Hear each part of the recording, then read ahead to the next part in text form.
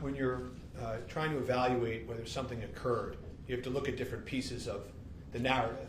The location, where it happened, the witnesses, who were they, what did they say, the details. The details are very important, and time. So we start off with the location, and according to their complaint, after approximately 20 minutes, she arrived at a white house with a U-shaped driveway and a gate. There is no such location in New York, 20 minutes from Radio City. It does not exist. There is no such location. We don't know whether they created a location in order to try to get jurisdiction in New York so they could bring this case in New York, or whether they just didn't do their homework. But any New Yorker knows there is no such location. Beyond that, this was supposed to have taken place at Mr. Combs' after party, according to them. When you look at the homes associated with Mr. Combs during that period of time, and even not during that period of time, none of them matches. He had a townhouse, he had a house in the Hamptons hours away, and he had homes in New Jersey, but not at that time. None of the homes work, the location doesn't work, because this never happened. And again, when you really bear down on the location and his whereabouts, you quickly realize, because if there's photographic evidence and witnesses are coming forward, that Mr. Carter was at a commercial establishment after the VMAs. He wasn't at a house. Unfortunately for them, they needed to create this house in order to create the narrative. But he wasn't at a White House that did not exist. And this is a photograph of him at a location after the VMAs. So as we can continue through this, Jane Doe does not say that the assault happened at a commercial establishment. She can't. That wouldn't make any sense. Yet they stand by it. They double down. They triple down. White House, the White House doesn't exist. And then we get to the witnesses. And I think at the outset, everybody has to remember that in 24 years, not a single witness has ever come forward saying this happened. Quarter of a century. Think about that. She says she's at the party alone, this 13-year-old girl, and she finds herself in the room with the three most famous people at the party. Just think about how unnatural, how little common sense that makes. And according to her, one of the witnesses is a female celebrity who's just standing there watching the repetitive rape of a child. That celebrity does nothing, says nothing, reports nothing. And in fact, they won't even identify her. According to them, there's an adult female in the room watching the rape of a child. They refuse to identify her. So then we continue, and you look and there's celebrities that she says she's mingling with before. Afterwards, she says she runs out of the house naked. None of them notice that. None of them pay any notice. For 24 years, none of them has said anything. And so she's just asked in this interview, she's asked, well, I mean, celebrities are recognizable people. Surely you can tell us one celebrity that was there. Just give us one name so that we know this happened. And she says, okay, Benji Madden was there. And she wants to conjure up religion and say, I'm religious, I remember his tattoo. She looks and remembers so vividly the tattoo and the conversation with Mr. Madden. Well, Mr. Madden wasn't there. He already said he wasn't there. His tour schedule said he wasn't there. And he wasn't there because this never happened. None of this ever happened. And you keep going, and you ask yourself, well, who is this complaining witness? She does not come forward with her real name. She proceeds under Jane Doe. There's no report to the police. According to her, she never tells anybody for 24 years. Not one person, not alone in the car for 5 hours at home, on her way home. Not one person, not a diary, not a family member, not a friend. Most people, when this happens, there's a need to tell somebody. We call these prompt outcry witnesses. In most complaints like this, people tell somebody. She says nobody for 24, 25 years. And then we get to the details. And I want to make sure this is clear. When people make up an account, whether intentionally or their mind is playing tricks on them, they can always get that core part of the story right. They can just keep repeating it over and over and over again. This is what happened, that core part. But they're always going to mess up the details. When something isn't real, when something doesn't happen, you're going to get the details wrong because you weren't really there. And so she starts with her story about her friend that dropped her off. Okay? This drive of over 5 hours, the friend would have had to have gone 10 plus hours to drop her off because she's got to get there. If this is real, she's got to get there. But guess what?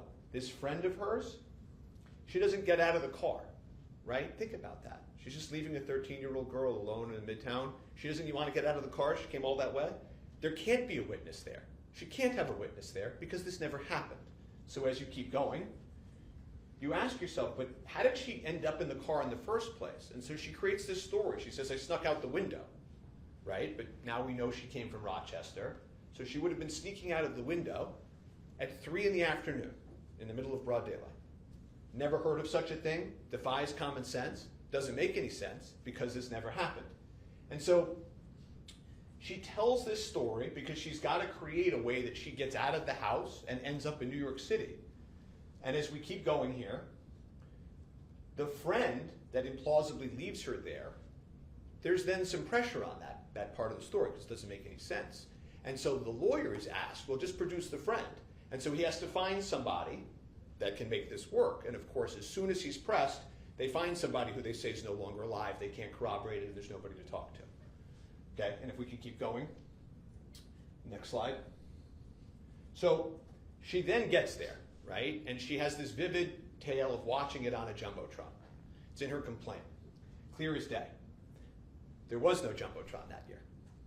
Okay? I don't know whether they were Googling images and found the wrong year. I don't know whether she's just making it up out of whole cloth. There is no Jumbotron. In fact, they didn't even get a permit, according to the police and the city, for the Jumbotron that year. So that didn't happen. None of the details are right because this never happened. If we can keep going. And then she says, I'm knocking on the doors and the windows of limousines and VIPs. Of course, that doesn't work either. If you look at the video, photographs, that whole area was blocked off. We've spoken to numerous people there that were in security. No one could have gotten anywhere near those cars because this never happened. She gets that fact wrong. And you know the whole story about, of all people, she knocks on Puff's window. 13-year-old girl in Midtown by herself. Just think about that. Think about how illogical that is. Keep going. Again, this is Eminem performing in the streets. No Jumbotron. All the cars barricaded. Her facts don't check out because this never happened. If we keep going.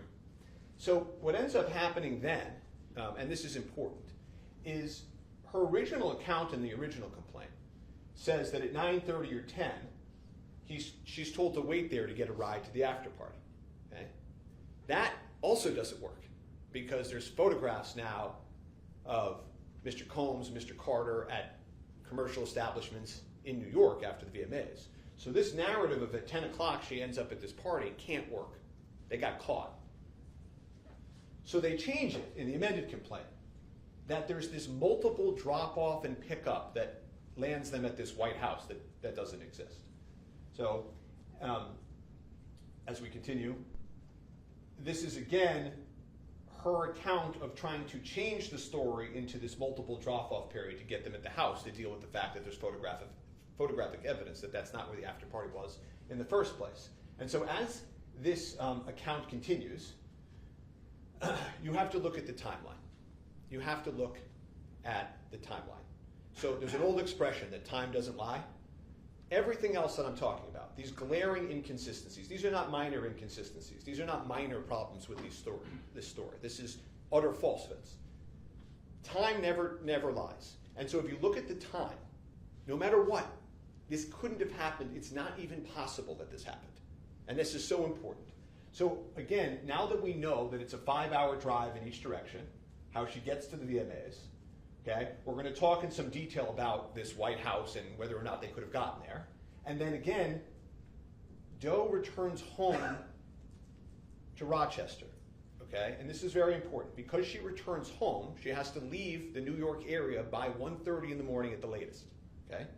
If you look at any of these White Houses and you look at the closest gas stations that could be to any of these White Houses, you have to leave this White House party by 12:45 in order to get to the gas station at 1:30 to call your father to pick you up to get home to Rochester at 6:30. So remember, she only has till 12:45 for everything that she says to have happened. The VMAs end at after 11. So you're talking about a window of a little more than an hour that this could possibly have happened even by their own account. And she says, during that little bit more than an hour, not only does she get to the house, not only is she inside mingling with celebrities, she has a drink, She's then sexually assaulted in front of an adult female multiple times. She gets out of that. She fights through it. She leaves the house naked. She gets all the way to the gas station. She had 37 minutes to possibly do this. Okay? Even under their account. Okay? And of course, the biggest problem perhaps of all is there's photographs putting Mr. Combs and Mr. Carter at different places, not in a White House during that 37 minutes. So when I tell you that it's not just that this story is a lie and that it's not true, it's provably, demonstrably false. This never happened. So we talked about this 37 minutes. The earliest, even if we didn't have that establishments. Remember, this is innocence on top of innocence. Even if we didn't have that, according to her, the earliest they could have gotten to the house is 12:11. And the reason for that is if the VMAs end and the drive is 20 minutes, the driver has to go there, drop them off, come back, pick her up, bring her back. She can't get there. And again, this is lickety-split. This is as fast as is possible, okay? This is no traffic leaving Radio City in Midtown during an awards ceremony. 12:11. She has to leave that white residence by 12:48 in order for her father to pick her up at the gas station. 37 minutes. That's the entire window of opportunity here. So here again is the timeline. Shows the 11:11 VMA's end, the drop-off, the pickup, and the drop-off. Next slide. And again, here we are. You see the 37 minutes. This is the 42 minutes it takes to walk. This is the closest gas station. And this is, remember this is a 13-year-old girl walking who has issues, who is maybe drugged according to her, who's just been viciously raped multiple times, who was holding her own clothing trying to get to a gas station that she had never been before. Okay? No map, no cell phone, no nothing. Straight line, it's 42 minutes. Okay? The story doesn't work, it doesn't check out. Okay? This never happened. Next slide. These are all the things that they claim happened in that 37 minutes. Okay? And again, 37 is giving them every benefit of the doubt as how long this window could be. Every benefit of the doubt. But here's an even bigger problem. There are photographs of Mr. Carter and Mr. Combs at commercial establishments during the 37 minutes.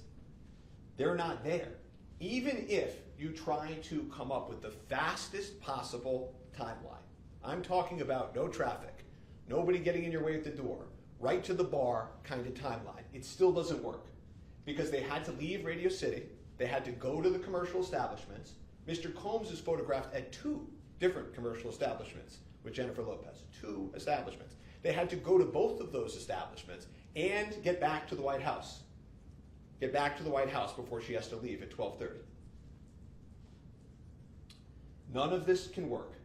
And in fact, and I think this is very important, you will notice in the photographs that Miss Lopez changes clothing between the 2 events that they go to in New York City. You can see in one photograph she's wearing one outfit and another. So she had to be able to, in this 40-minute window, get to multiple events.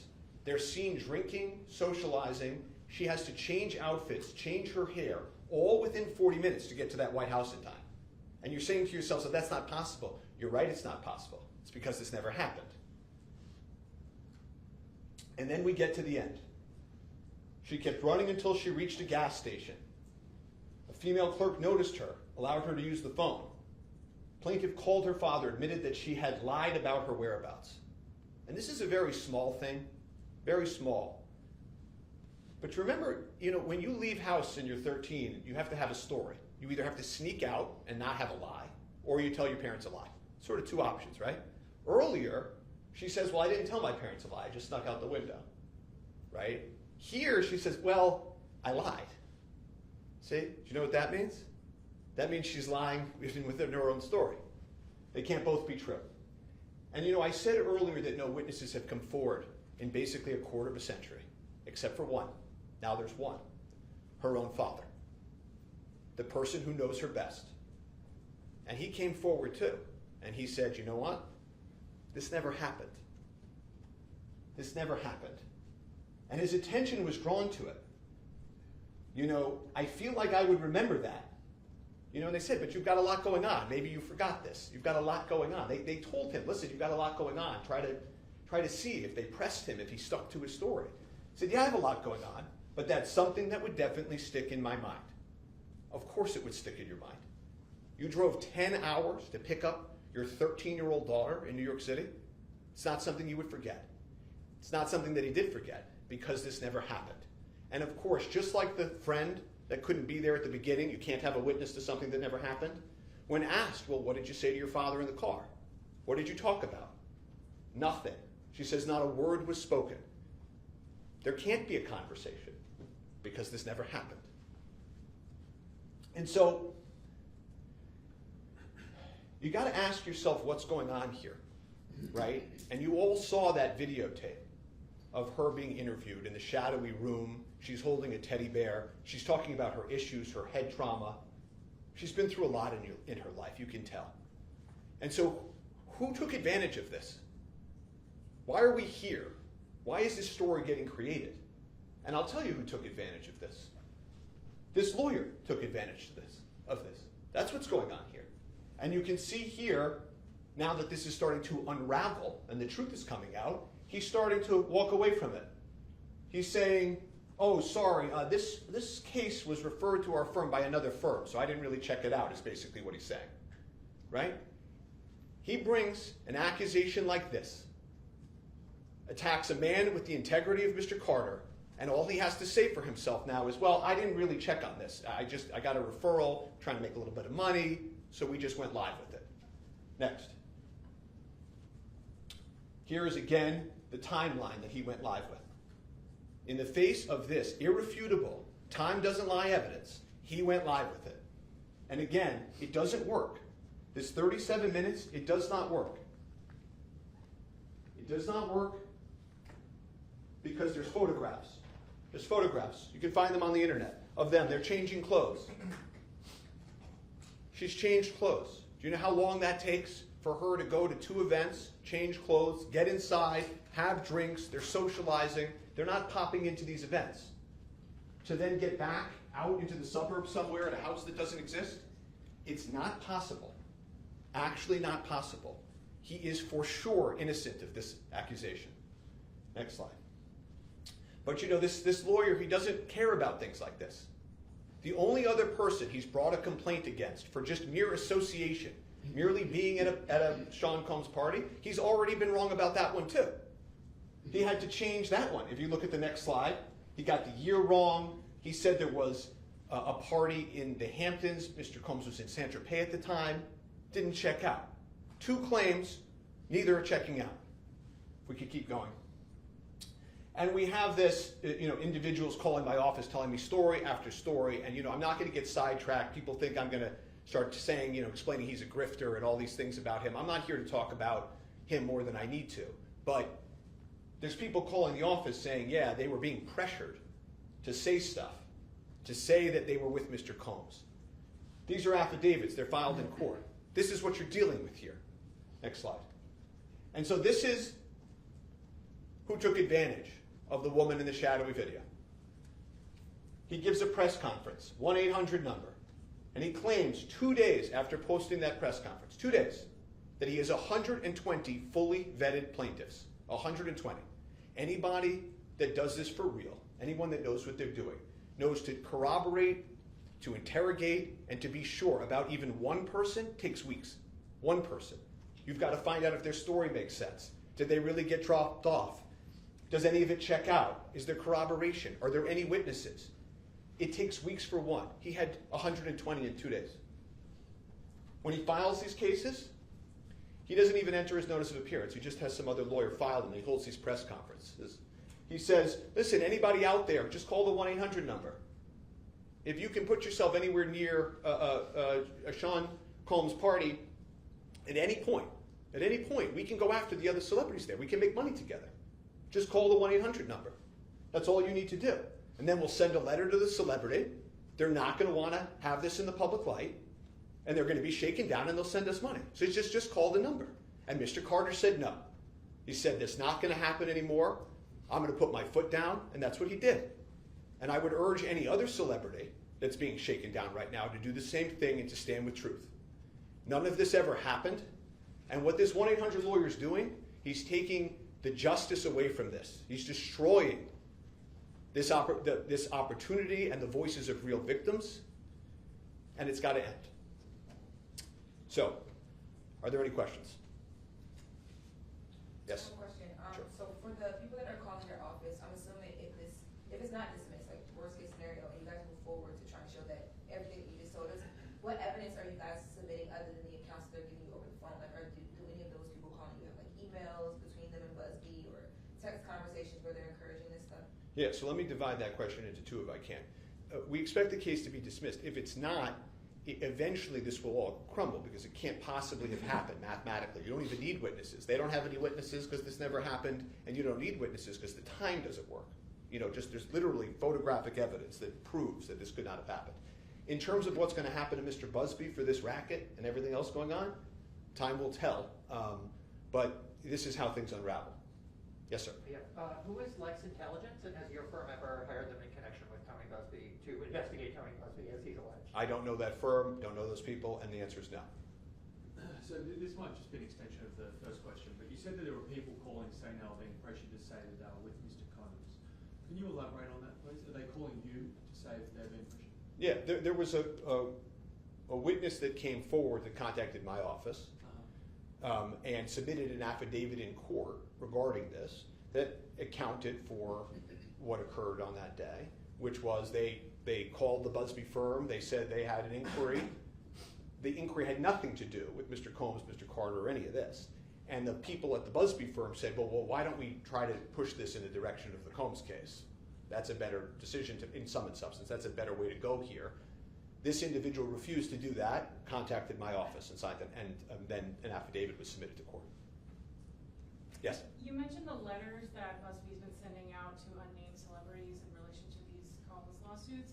What were your interactions on behalf of Mr. Carter before he was renamed to the amended complaint?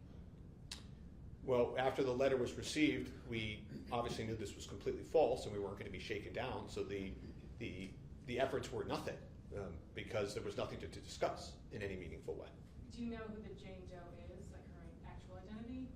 Has there been like research into that on your end? Yeah, it's a fair question. Because she's been blacked out in the video and because a court has not unmasked her in court, I'm not going to get into her identity. You will notice that I did not get into some of her issues. I don't want to. It's really sad in many respects, and I don't want to get into that. So I'm not going to unmask her here today. Has the accuser tried to reach out to Mr. Carter before, or any of his camp, or anyone? Not to my knowledge. Yes. Busby indicated that there was a second alleged victim. Has he given any notice that he's pursuing that claim as well? No, and I would hope not after what's going on here. Yes. You mentioned in your recent filing on this docket that you were intending to file a motion to dismiss. What's the timeline on that? Are you working on that? Yeah, so we did file a motion to dismiss the day after this was filed. Right. The Rule 11 letter, which basically says that a lawyer is not allowed to do this. You're not allowed to not vet a claim and file a false claim in court, or it needs to come down. The way that works, and it's a little technical, is that the court has to allow you to file faster than you should otherwise be allowed to file. So we are hopeful that the court will respond today, and we will file that. If not, there are other things that we're going to do to bring the truth to light. Are there any other questions? Yes. Are there any witnesses who will be corroborating Mr. Carter's testimony that he was not there that night? Or is that sort of what you're hinting at, that if necessary, you will provide those people? Yeah, I mean, it's like asking to corroborate something that never happened. I mean, there are dozens and dozens of people that are going to say there was no party at the White House, that put all of these celebrities where they're already put in photographs in different places, not at a White House. Remember, according to her, all three of these people, I mean, you all have seen the photographs, I mean, on the internet, and I just showed you some. All three of these people would have had to have been at this White House together, alone in a room. Just think about that. Alone in a room with this 13-year-old girl at exactly the time that they're at commercial establishments. So I mean, there's no proof better than time. But of course, there are going to be people that are going to say that they were all out that night and nowhere near a White House, and they went to an after party to a commercial establishment, and this is all fantasy. If this case is dismissed after that, are you guys decided definitely to file anything in addition, like an defamation lawsuit? This issue with a lawyer taking advantage of the situation is going to be dealt with, I can assure you. And I think sort of stay tuned. I think the first thing today was to make sure that everybody understands. This is not an account of inconsistencies. I wanted everybody to understand that this never happened. This is completely false. And then we'll move forward from there. Yes? What is Mr. Carter's account of that night? Does he say he was at multiple locations, just that nightclub, Lotus nightclub that he was photographed at? Yeah, so I'm not going to get into sort of privileged communications and talk too much about that, but I will say that he was not at any house or any location. They were in New York City. They were at commercial establishments with lots of people around, and this is obviously completely false. How's Mr. Carter feeling? He's upset. He's upset that somebody would be allowed to do this. They would make a mockery of the system like this. He's upset that this distracts and dissuades real victims from coming forward. He's upset that his kids and his family have to deal with this. He's upset, and he should be upset. Is your firm investigating Busby talking to people around him as he's alleged in some of his legal suit, in his suit against Gwen Emanuel? Yeah, that suit went nowhere, as you saw. And what happens when people bring frivolous cases and run rackets like this is, of course, we're asking questions. I've got people contacting my office telling me chapter and verse about him. So we don't shut off the phone lines. I'm listening because I'm trying to figure out how this is allowed to proceed like this. Yes? He posted a photo on his Instagram of 3 men at a door of his client, suggesting that investigators came and said that they would pay $1,000 for plaintiffs to file a suit against him. I mean, do you have any connection to those men that he photographed? Do those men have any connection to Gwen Emanuel? Zero. Okay, I don't know whether it's completely false or not, but zero connection to those people. Have no idea what that is. Don't know whether he made it up out of whole cloth. Don't know if he's trying to distract from what he's under now. But no, there's no truth to that. Anything else? Sorry. Will Mr. Carter say anything more specifically about Mr. Combs? He didn't really address him in his statement, but anything since outlets and internet speculation have tried to affiliate the two of them, he didn't really, in his statement, specifically say anything about any of the allegations. I mean, Mr. Carter has nothing to do with Mr. Combs' case or Mr. Combs. They knew each other professionally for a number of years, just like in all professions. People know each other. At the music awards, they support each other. If you go to the NBA All-Star game, they support each other. That's just how professions work. There is no closer association between any of them. That's also a matter of fiction. That's all that there is. He doesn't know anything about the charges or allegations against him. He has nothing to do with that case. And there's nothing more to say. Yes? In the original filing before it was amended, and even after, there was the woman celebrity that even chose in the room. That woman celebrity, whoever that is, has there been any other people that may have been with Mr. Carter or even Puff that night that have reached out to you guys just wanting to know what is happening, just so that they can prepare for kind of even a fight back like Jay-Z is right now? Well, we know other celebrities have received letters, and we've spoken to other celebrities that were there that night that say what they know about this makes no sense, couldn't have happened because they were all at a commercial establishment. So I hope that answers your question. Yes? Was there a specific amount of money or something specific that was demanded of Mr. Carter in this demand letter that was sent to you before the complaint was filed? There isn't a specific number that has been demanded. But did they specifically ask for money? In the demand letter, what did? Yeah. So I've been asked this question before. People like this, they don't send demand letters out to not get money. That's all they want. Okay. This is not for truth and justice. This is for money. So the request was to sit down and talk about a way to resolve this matter, and we all know what that means. Yes. Do you have any plans to release the demand letter? Not as I stand here today. I'm more concerned with making sure that everybody knows this didn't happen. I know there's a lot of questions about this lawyer and who's after him and how much wrong has he done and these questions, and I totally understand that and respect those questions, but we'll turn to that later. Anything else? Okay. Thank you all very much for your time.